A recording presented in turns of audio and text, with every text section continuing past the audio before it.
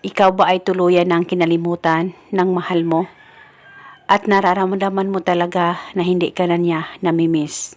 Ngayon, may ibabahagi ako sa inyo na napaka-epektibong ritual upang siya na naman ang mababaliw sa sobrang pagkamiss niya sa iyo.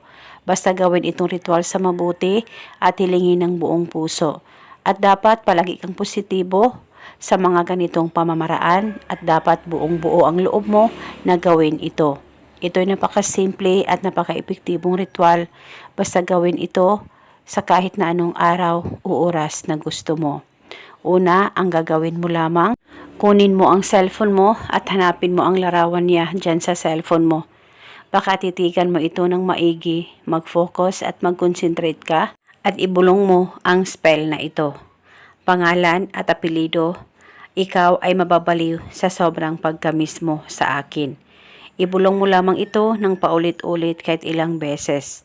At pagkatapos, ihipan mo lamang ng isang beses ang larawan niya dyan sa cellphone mo. At paniguradong matatamaan siya pagkatapos mong gawin ang ritual na ito.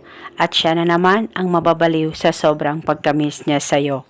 At kinabukasan, pwedeng ulitin ang paggawa nitong ritual sa kahit na anong oras na gusto mo at depende po sa inyo kung hanggang kailan nyo po gustong gawin ang ritual na ito.